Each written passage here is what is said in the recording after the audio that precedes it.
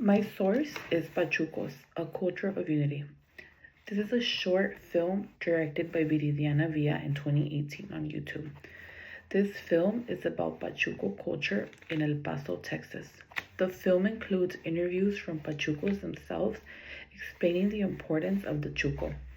This source explores how Pachucos are known for their clothes, slang, music, and style, which created a strong cultural identity and standing out when Mexican Americans faced racism, segregation, and exclusion.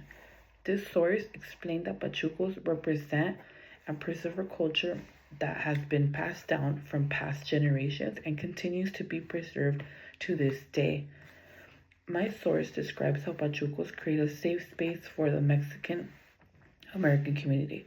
It explains how their style and language represented pride and resistance. It includes how Pachucos were negatively portrayed as gang members, criminals, and un American. Overall, this film argues that the Pachuco culture is not about crime.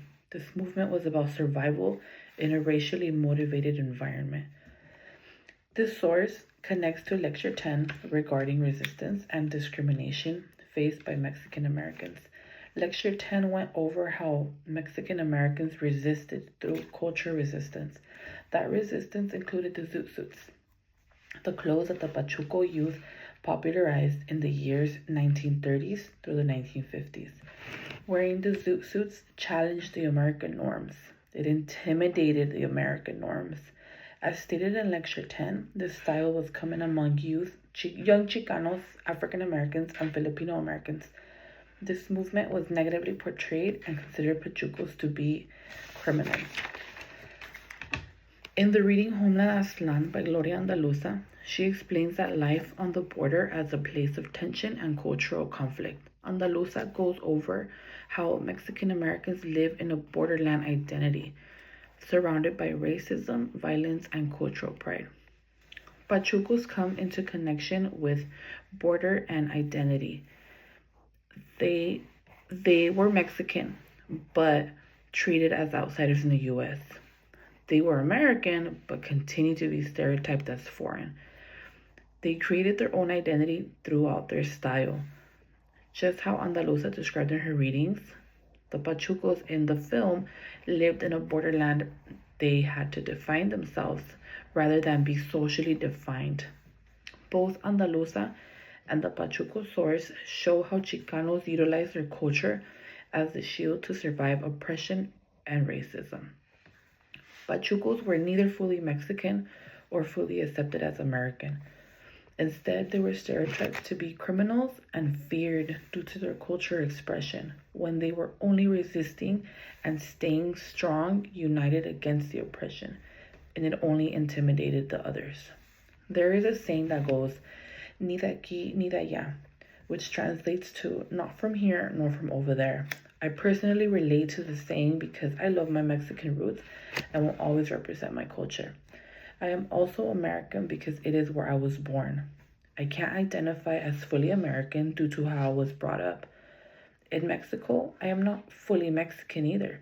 Over there, I am known as a norteña or a pocha. I am in between identities.